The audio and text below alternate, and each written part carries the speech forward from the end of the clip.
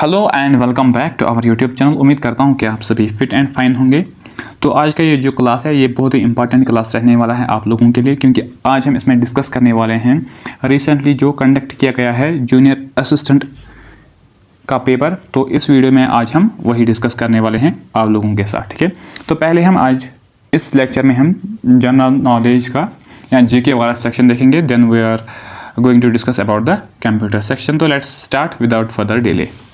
तो लेकिन इसमें जितने एडिशनल फैक्ट्स मैं आप लोगों के साथ शेयर करूंगा तो आपको उन फैक्ट्स को क्या अपने कॉपी पे नोट करना है, ठीक है, क्योंकि बहुत सारे इंपॉर्टेंट फैक्ट्स हैं तो जो आपको याद रखना है। और ऊपर से सबसे इंपॉर्टेंट चीज़ आपको क्या करना है कि आपको एनालिसिस करना है, एनालाइज करना है कि पेपर की लेवल क्या है, किस तरह के क्वेश्चन आ सकते हो। देखो पेपर डिफिकल्ट हो या ईजी हो वो अलग बात है, लेकिन पेपर की लेवल चेक करनी है कि किस पैटर्न पे पेपर हमसे पूछा गया है, ठीक है, क्योंकि आने वाले एग्जाम में एक्सपेक्टेड है इसी तरह क्वेश्चन की पैटर्न रहेगी, ठीक है, राइट। तो let's come to the topic, right.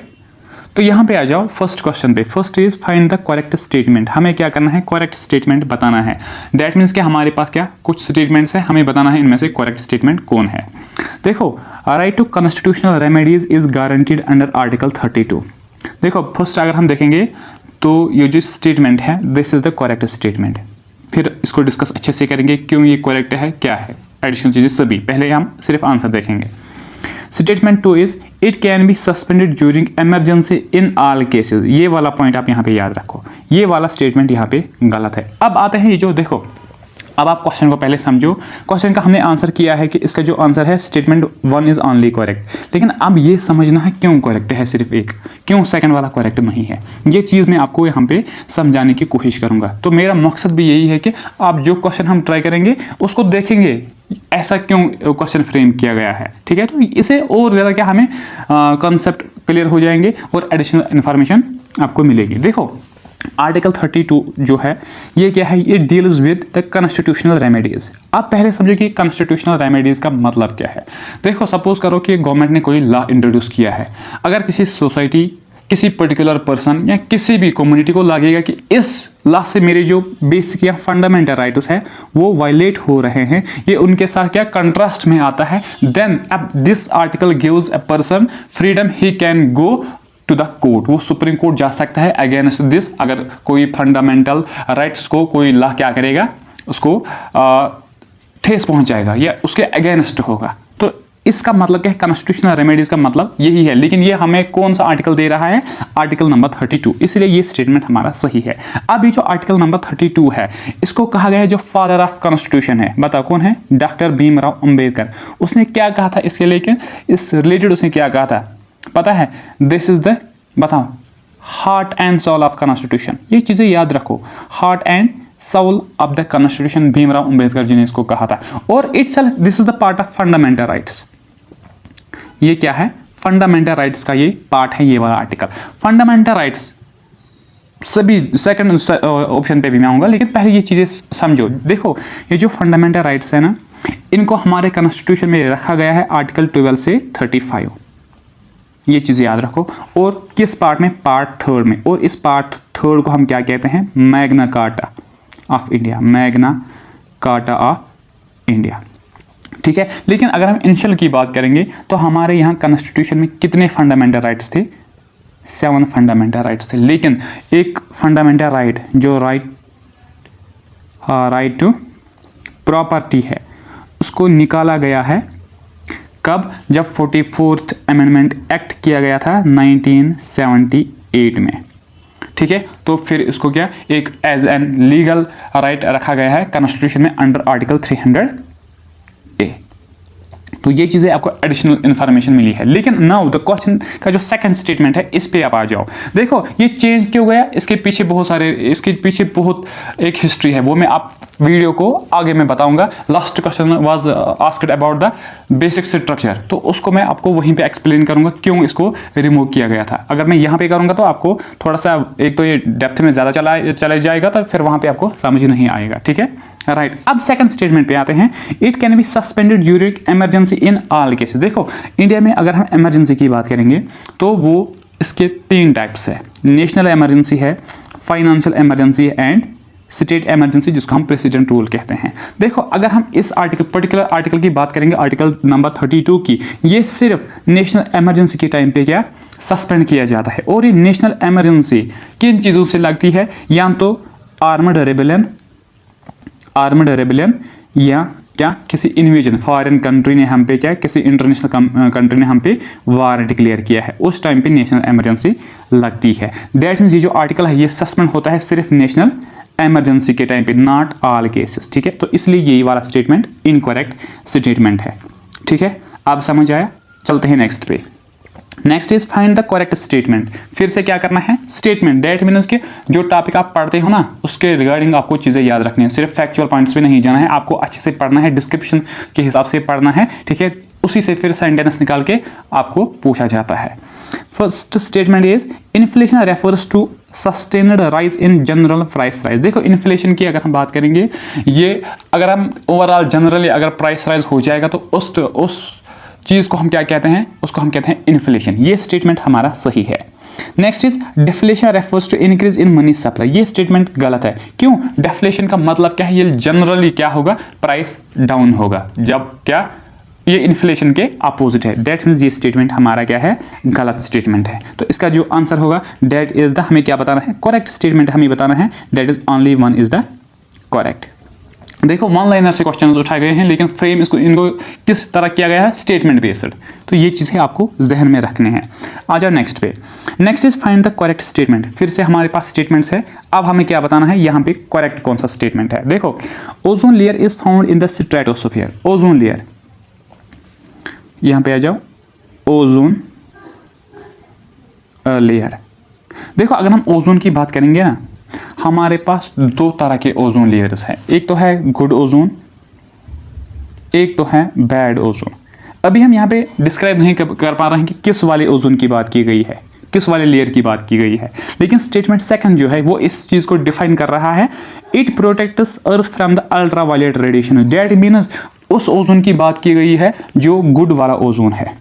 तो अगर हम इस गुड वाले ओजोन की बात करेंगे तो ये हमें स्ट्रेटोस्फीयर में देखने को मिलता है, वाइल जो बैड वाला है ये ट्रोपोस्फीयर में हमें देखने को मिलता है। ट्रोपोस्फीयर में ये हमें देखने को मिलता है, और ये हमें प्रोटेक्ट कर रहा है किन से, अल्ट्रावायलेट रेडिएशन। दैट मीन्स ये दोनों स्टेटमेंट क्या है, करेक्ट है। अब कभी जेके एसएसबी ये क्वेश्चन पूछता है, या आप जेके पीएससी की तैयारी कर रहे हो या किसी और एग्जाम की तैयारी कर रहे हो, तो क्वेश्चन इस तरह भी पूछा जाता है कि जो विड्थ है इस लेयर की, उसको किस मेजरमेंट में नापा जाता है, उसको मेजरिंग यूनिट क्या है, that is the Dobson unit. ये चीज़ें याद रखो, डॉब्सन यूनिट। ठीक है, राइट। चलते हैं आगे, आ जाओ नेक्स्ट पे। Next is find the correct statement. हमें क्या बताना है, फिर से हमें करेक्ट स्टेटमेंट बताना है। स्टेटमेंट नंबर फर्स्ट क्या है, battle of Plassey was fought in 1757। देखो बैटल ऑफ पलासी जो था वो हुआ था 1757 में। ये स्टेटमेंट यहाँ तक सही है। ठीक है, फर्स्ट स्टेटमेंट सही है। Then next is statement 2, it was fought between British and the French. बताओ ये स्टेटमेंट सही है या गलत है। ये स्टेटमेंट गलत है। देखो अगर हम बैटल ऑफ पलासी, मेजरली आप यहाँ पे पहले सुनो। देखो अगर हम कंसिडर करेंगे ब्रिटिश लोगों को यहाँ पे, तो इंडिया में उन्होंने दो इंपॉर्टेंट डिसाइसिव बैटल्स लड़े हैं। The first was Plassey and next was Buxar. Plassey से क्या हुआ था, उनको पॉलिटिकल कंट्रोल यहाँ पे आया था, और बक्सर से उनको क्या, जो 1764 में उन्होंने फाइट किया था, ट्रायो एलियंस जो थी, मीर कासिम, सूजुदौला एंड नवाब जो था शाह आलम सेकंड मुगल रूलर, तो उनको वो हराया था। लेकिन इसके बाद 1764 में ट्रीटी ऑफ अलीनगर साइन की गई थी, जिस ट्रीटी में उनको क्या मिला था, दीवानी राइट्स। पढ़ा होगा आपने, मैं यहाँ पे थोड़ा आपको क्या जस्ट दे रहा हूँ, सो डैट आपका रिवीजन भी होता जाए। ठीक है, दैट मीन्स रेवेन्यू पे कंट्रोल उनको कब आया था, बक्सर। इसमें पॉलिटिकल कंट्रोल और इसमें रेवेन्यू कंट्रोल। तो यही दो चीज़ें होती हैं इंपॉर्टेंट किसी गवर्नमेंट को चलाने के लिए। दैट मीन्स ये दो डिसाइसिव बैटल्स थी जो ब्रिटिश लोगों ने यहाँ पे लड़े हैं। लेकिन आप आते हैं सेकंड स्टेटमेंट पे, it was fought between British लोगों और फ्रेंच लोगों। वो ब्रिटिश फ्रेंच राइवलरी अलग है, उसमें battle of Wandiwash, battle of Amber वो अलग है। लेकिन ये वाला बैटल है, this was fought between British and nawab of Bengal. उसका नाम क्या था, नवाब सिराजुद्दौला, और जिसकी आर्मी थी एक ऐसे पर्सन के साथ जो अंग्रेज़ों के साथ मिला हुआ था, and the person was Mir Jafar. देखो कितनी चीज़ें आपको यहाँ पे क्लियर होती है, आपका रिवीजन भी होता है और एडिशनल चीज़ें भी आपको देखने को मिलते हैं। इसलिए ये जो वीडियोस होते हैं ना, अच्छे से इनको देखो, पढ़ो, समझने की कोशिश करो, ठीक है, राइट। आते हैं नेक्स्ट पे, बताओ, करो नेक्स्ट क्वेश्चन का आंसर क्या है। नेक्स्ट देखो, नेक्स्ट क्या है, नेक्स्ट इज फिर से हमें क्या करेक्ट स्टेटमेंट देखना है, करेक्ट स्टेटमेंट है क्या। स्टेटमेंट नंबर फर्स्ट क्या है, Kyoto protocol deals with the climate change, and the second is it was adopted under UNFCC, that is United Nations framework convention on climate change. देखो, अगर हम Kyoto protocol की बात करेंगे, ये एक इंटरनेशनल ट्रीटी है। ये क्या है, इंटरनेशनल ट्रीटी है, जिसको कब साइन किया गया था, 1997 में। ये आपको पहले याद रखना है।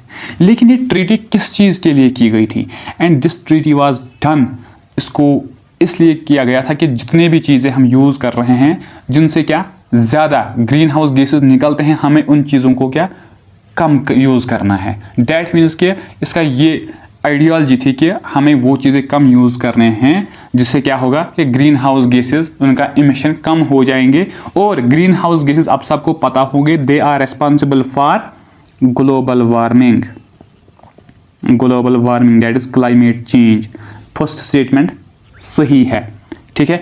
और ये किसके अंडर आती है, UNFCCC, दैट इज लिखो United Nations framework convention on climate change. ये स्टेटमेंट भी हमारा सही है। आप क्वेश्चन पूछेगा कि ये जो ग्रीन हाउस गैसेस वो कौन से गैसेस होते हैं। देखो, ये वो गैसेस है जो मेजरली रेस्पॉन्सिबल है फॉर द किस चीज़ के लिए, ग्लोबल वार्मिंग। इनका एमिशन, इनसे टेम्परेचर बढ़ जाता है। उनमें से कार्बन डाइऑक्साइड आता है, मीथेन आता है, नाइट्रस ऑक्साइड आता है, हाइड्रोक्लोरोफ्लोरो कार्बन आते हैं। ये चीज़ें आपको याद रखने हैं, ठीक है। तो आंसर क्या होगा, answer will be the option number C, both, right. समझ आ रहा है, आ जा नेक्स्ट पे। Next is statement number 1 and 2, railway bridge number 17 over the Ravi river was damaged due to floods in 2025। देखो, अगर हम देखेंगे 2025 में फ्लड आया था, तो उस रावी पे एक ब्रिज है जो कठुआ डिस्ट्रिक्ट में लोकेटेड है, उसका नाम क्या है, ब्रिज नंबर 17। ये डैमेज हुआ था फ्लड्स की वजह से। ये स्टेटमेंट हमारा सही है, ये करेक्ट स्टेटमेंट है। और it's restoration helped resume rail service between Jammu and rest of the India. ये दोनों स्टेटमेंट्स क्या है, ये करेक्ट स्टेटमेंट्स हैं। तो answer will be the option number C. देखो, ये कठुआ में लोकेटेड है, जो किसका पार्ट है, जम्मू एंड कश्मीर का, और ये कनेक्ट कर रहा है जम्मू एंड कश्मीर और किसको, पंजाब को, that means rest of India के साथ फिर ये कनेक्ट कर रहा है। ये दोनों स्टेटमेंट्स सही है। आ जाओ नेक्स्ट पे, फिर से हमें क्या करेक्ट स्टेटमेंट देखना है। द दरबार move is a by annual shifting of office between Jammu and Srinagar. देखो, दरबार मूव क्या है, आप सबको पता है कि we are residing in the Jammu and Kashmir. यहाँ पे क्या होता है कि जम्मू के टाइम पे जो हमारा एडमिनिस्ट्रेशन है वो क्या कर रहा है कि वर्क करता है वो जम्मू से स्टार्ट विंटर के टाइम पे, और समर के टाइम पे कश्मीर से, श्रीनगर से, ठीक है। तो इस मूवमेंट जो ये होती थी उसको हम क्या कहते थे, दरबार मूव इसको कहा जाता है, ठीक है। तो ये स्टेटमेंट हमारा सही है। Second is it was permanently discontinued after 2021। देखो, यहाँ पे परमानेंटली वर्ड ये ज़रूरी है। देखो, 2021 में ऑफ कोर्स इसको थोड़े टाइम के लिए बंद किया गया था, लेकिन 2025 में जो हमारी NC सरकार है उसने फिर इसको रिज्यूम किया था, रिज्यूम किया है, लेकिन इसको परमानेंटली नहीं, हाल्ट इसको दे दिया गया था 1-2 साल, लेकिन परमानेंटली इसको डिसकंटिन्यू नहीं किया गया था। तो स्टेटमेंट सेकंड गलत हो जाएगा। तो answer will be the option number 1 only A, ठीक है, राइट। चलते हैं नेक्स्ट पे। Next is find the correct statement. फिर से हमारे पास स्टेटमेंट है। स्टेटमेंट नंबर 1 क्या है, in 2025 protesters in Pakistan administrated Kashmir POK involve demands related to subsidies and governance reforms. देखो, आपको पता है कि हर किसी कंट्री के कुछ डिस्प्यूटेड एरियाज होते हैं, और इन एरियाज़ में कभी कभी ऐसी एजिटेशन उठती है regarding their rights and all other things, ठीक है। लेकिन इसी तरह 2025 में POK में क्या ऐसी ही एक क्या प्रोटेस्ट मूवमेंट उठी थी, और उन्होंने किन चीज़ों पे बात की कि हमें यहाँ पे गवर्नेंस में रिफॉर्म्स चाहिए। दैट मीन्स ये स्टेटमेंट क्या है, ये स्टेटमेंट सही है, ठीक है। Next is these protest were fully peaceful with no violence reported. ये स्टेटमेंट बिल्कुल गलत है। क्यों? क्योंकि जहाँ पे भी प्रोटेस्ट होता है, आज देखो काकरोच जनता पार्टी, वहाँ पे तो वो पीसफुल प्रोटेस्ट कर रहे थे, लेकिन वो पीसफुल रहा कहाँ, ठीक है, इन चीज़ों से अवॉइड। ये तो बच्चों जैसा क्वेश्चन है कि वो पीसफुल नहीं, पीसफुल वो नहीं था, उसमें भी हमें क्या वायलेंस देखने को मिला है, तो ये स्टेटमेंट हमारा गलत हो जाएगा। था हमें करेक्ट बताना है, करेक्ट इज ओनली 1। ठीक है, राइट। नेक्स्ट पे चलते हैं। Winter games in Kashmir were postponed in 2025 due to insufficient snowfall. देखो जो विंटर गेम्स 2025 वो कश्मीर में गुलमर्ग वहाँ के एडजेसेंट एरियाज और गुलमर्ग में क्या खेले जाते हैं, वो 2025 में क्या सस्पेंड किए गए थे। क्यों? क्योंकि वहाँ पे ज़्यादा स्नोफॉल नहीं पड़ा था। तो ये स्टेटमेंट हमारा सही है, क्योंकि विंटर गेम्स के लिए वहाँ पे स्नोफॉल ज़्यादा होना ज़रूरी है। ठीक है, right. The region experienced abnormal weather conditions affecting snow availability.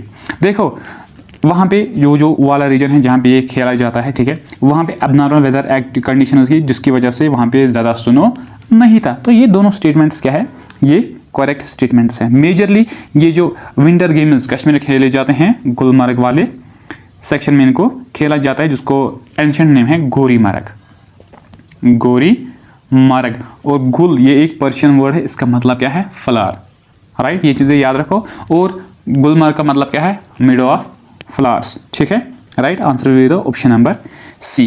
ठीक है, चलते हैं आगे। देखो नेक्स्ट क्या है। नेक्स्ट इज फिर से हमें क्या बताना है, करेक्ट स्टेटमेंट कौन सा है। The Katra Srinagar Vande Bharat train is part of USBRL project. देखो ये जो कटरा श्रीनगर वंदे भारत ट्रेन है, जिसको रिसेंटली प्रीवियस ईयर में स्टार्ट किया गया था 6 जून 2025 में इसको स्टार्ट किया गया था। लेकिन ये पार्ट किसका है, ये पार्ट है उधमपुर श्रीनगर बारामूला रेलवे लिंक। तो ये स्टेटमेंट हमारा सही है। It improves connectivity between Jammu and Kashmir regions. ये स्टेटमेंट ऑटोमेटिकली कनेक्ट हो जाएगा। ठीक है, दैट मीन्स आंसर क्या होगा, option number C will be the correct answer, क्योंकि हमें क्या करेक्ट बताना था कौन सा है। ठीक है, राइट। चलते हैं आगे, आ जाओ नेक्स्ट पे। नेक्स्ट क्या है, from which year the constitution of Jammu and Kashmir adopted. Jammu and Kashmir का जो कॉन्स्टिट्यूशन है, आर्टिकल 370 को स्क्रैप करने से पहले हमें अपना कॉन्स्टिट्यूशन था, अपना फ्लैग था, ये सब चीज़ें वो आप सबको पता है। लेकिन अब हमें क्वेश्चन है कि इसको अडॉप्ट कब किया गया था। देखो एक होता है अडॉप्ट करना एंड नेक्स्ट होता है came into effect. Came into effect, इसको इस पे काम कब से स्टार्ट किया गया, सपोज इसने कब वर्क करना स्टार्ट किया था। देखो अगर हम अडॉप्ट की बात करेंगे, डेट इज द 1956। अगर एग्जैक्ट डेट पूछा जाएगा, डेट इज 17 नवंबर 1956 में। ठीक है, लेकिन अगर हम इफेक्ट की बात करेंगे, जनवरी 26 1957। बहुत बच्चों को इस चीज़ पे क्या कन्फ्यूजन होता है। ठीक है, राइट। और यहाँ पे जो ईयर दिया गया है 1965, ये वाला इंपॉर्टेंट है। इस ईयर में हमारे इस कॉन्स्टिट्यूशन में 6th अमेंडमेंट किया गया था। तो बताओ 6th अमेंडमेंट से क्या क्या चीज़ें चेंज की गई थी। देखो पहले यहाँ पे होता था सदर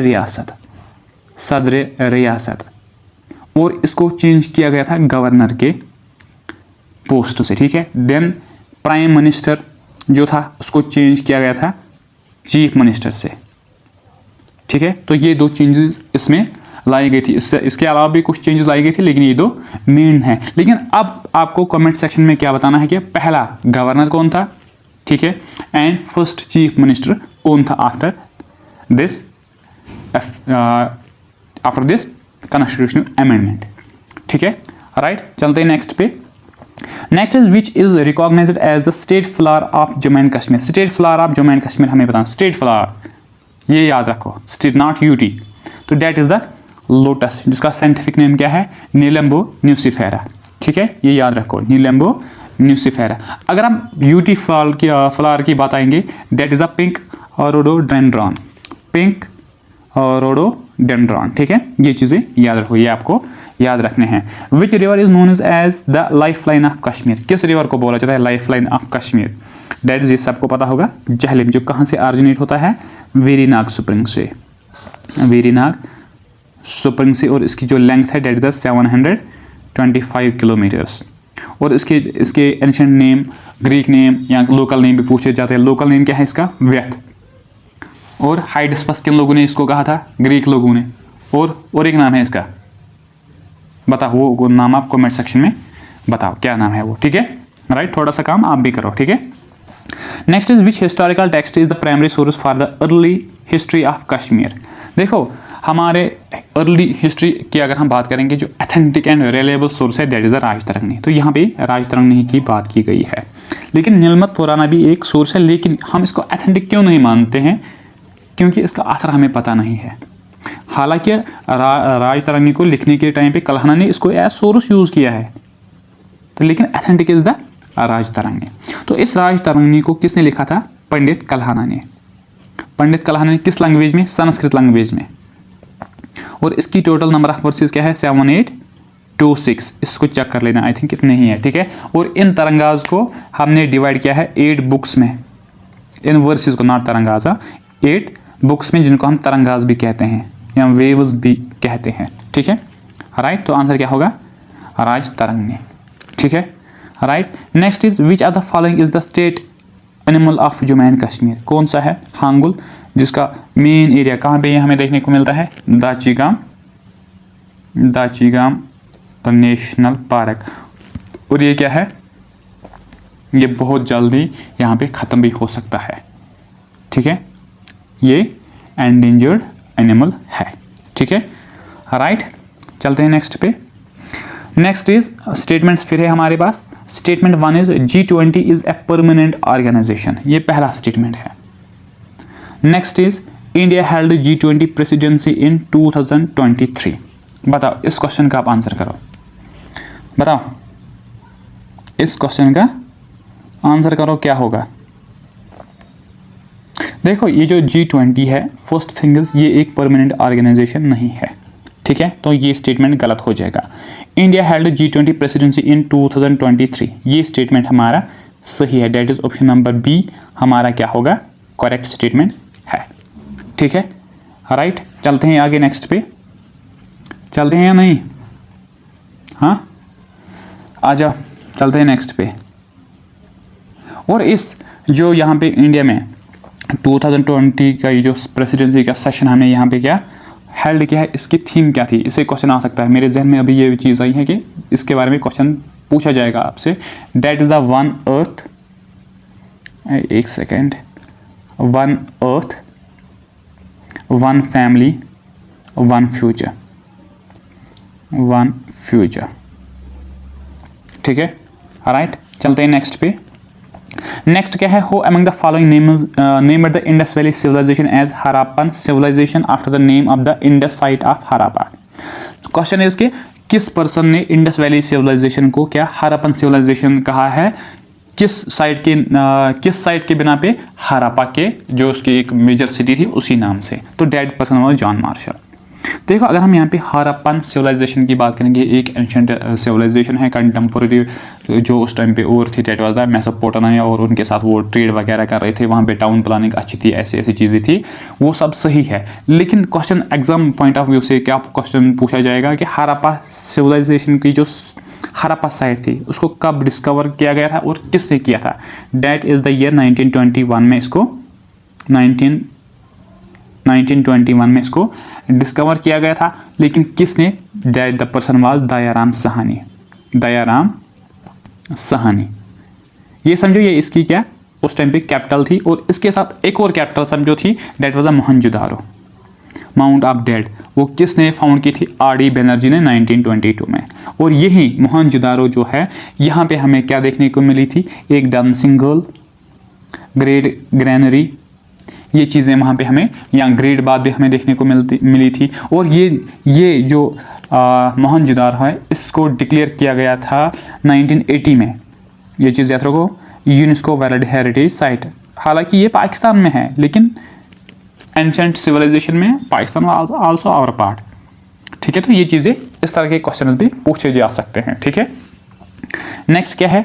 विच company designer the ICC cricket world cup trophy? कौन कंपनी? बताओ। That is the Garrard and company, option number B, ठीक है, राइट। चलते हैं नेक्स्ट पे। Next is which treaty in 1846 led to the formal establishment of the princely state of Jammu and Kashmir? तो ये सबको पता होगा, treaty of Amritsar, raja of Jammu Gulab Singh और ब्रिटिश ईस्ट इंडिया कंपनी के साथ ये साइन की गई थी, और इसको सील ऑफ कश्मीर, ऐसी ऐसी बातें कह गई है, ठीक है, राइट। चलते हैं आगे। आ जाए नेक्स्ट पे, बताओ करो नेक्स्ट क्वेश्चन का answer. Next is which among the following was steel plant of India is sometimes called India's first स्वदेशी स्टील प्लांट। देखो इनमें से वो कौन सा एक क्या स्टील प्लांट है जिसको हम क्या कहते हैं इंडिया का पहला स्वदेशी या इंडिजीनियस स्टील प्लांट, ठीक है। तो डेट वाज द, बताओ, Tata iron and steel company, that is TISCO। इसको एस्टेब्लिश कब किया गया था? 1907 में। क्या 1907 में?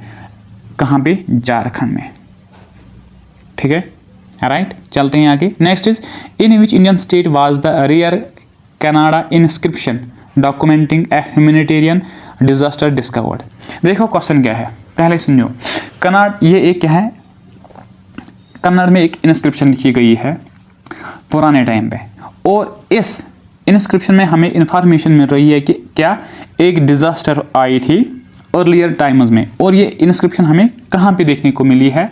Dates in the Karnataka, that's in the Karnataka. देखो ये जो इंस्क्रिप्शन है इसमें लिखा हुआ है कि एक टाइम पे क्या हुआ, एक फैमिन आया था, फैमिन स्प्रेड हुआ था, ड्राट आया था जिसको बारा कहते हैं, और उसमें अराउंड मोर देन 6000 पीपल की डेथ हुई थी।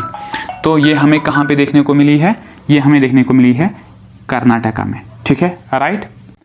चलते हैं नेक्स्ट पे। Next is New Moore island disappeared in the sea after many years of its creation, this land was claimed by which other following two neighbours. देखो ये island था, that was the New Moore island, जो अभी recently disappear हुआ है in the sea after many years, उसके creation के बहुत टाइम बाद ये क्या डिसअपियर हुआ है, और ये पॉइंट किन कंट्रीज के बीच में आता है?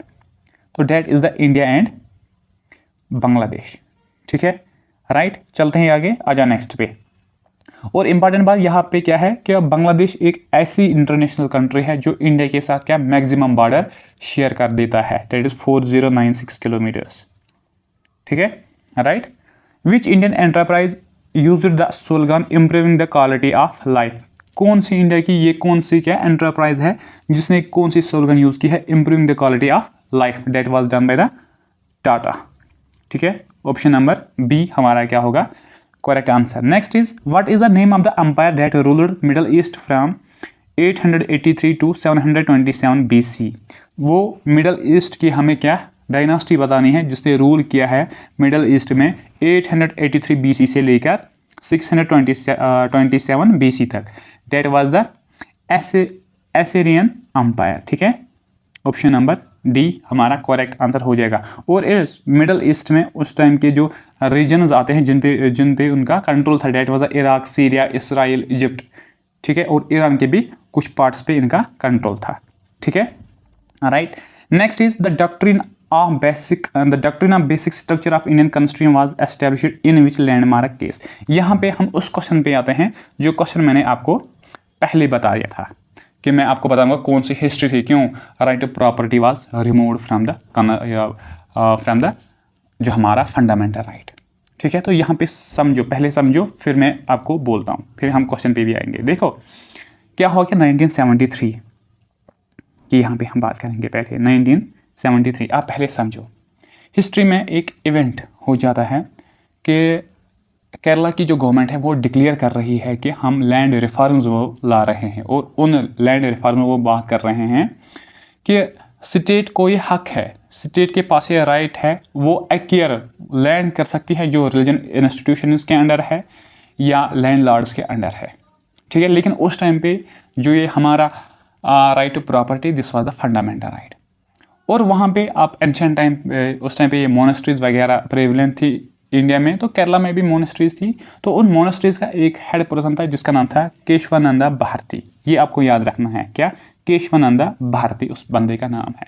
और उस बंदे ने ये कहा है कि क्योंकि हमने कॉन्स्टिट्यूशन ने हमने क्या किया है, हमने उनको कॉन्स्टिट्यूशन ने हमें क्या दिया है, राइट दिया है, ये हमारा फंडामेंटल राइट है। तो डेट मीन्स अगर हमारे फंडामेंटल राइट के साथ खेला जाएगा तो हम सुप्रीम कोर्ट जाएंगे। तो इसी चीज़ को लेके, क्योंकि उस टाइम पे फंडामेंटल राइट क्या था, right to property, it was one of the fundamental right, ठीक है। तो इस चीज़ को बेस लेके वो सुप्रीम कोर्ट गया है और उसने आर्ग्यू किया है कि ये जो लॉ स्टेट यहाँ पे केरला स्टेट गवर्नमेंट ला रही है, it contrasts with our fundamental rights.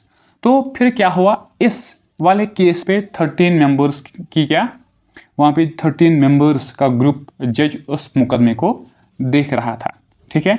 और फिर ये डिस्प्यूट जब सुप्रीम कोर्ट तक चला तो बेंच 13 जजेस का वहाँ पे हुआ, तो पार्लियामेंट ने क्या कहा, उसमें ओपिनियन की फ़र्क आई। 7 जजेस एक बेंच में चले गए और 6 एक बेंच में चले गए।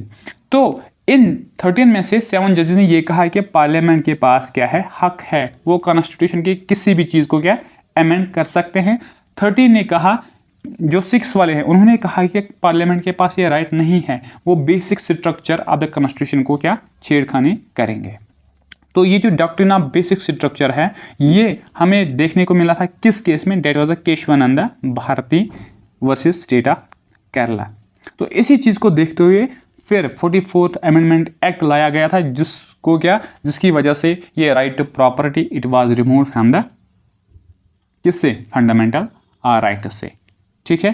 राइट, तो आंसर क्या होगा, हमें क्या बताना था, किस लैंडमार्क केस से base doctrine of basic structure define किया गया था। लेकिन फिर भी ये कंप्लीट डिफाइन नहीं है, लेकिन फिर भी इसमें फंडामेंटल राइट्स आते हैं, रूल एंड लॉ आता है, डायरेक्टिव प्रिंसिपल्स आते हैं, लेकिन ये टाइम टू टाइम इसमें सुप्रीम कोर्ट चीज़ें ऐड करता है, क्योंकि सुप्रीम कोर्ट को ही कहा गया है गार्डियन ऑफ द कॉन्स्टिट्यूशन, ठीक है। राइट, तो इस क्लास को हम यहीं पे वाइंड अप करेंगे। नेक्स्ट जो है क्लास होगा उसमें हम क्या कंप्यूटर के इंपॉर्टेंट क्वेश्चंस डिस्कस करने वाले हैं। तो आई होप आप सब जितने भी ये वीडियो देखोगे, आप इस वीडियो को अपने दोस्तों के साथ शेयर करोगे। And thank you so much, have a great day.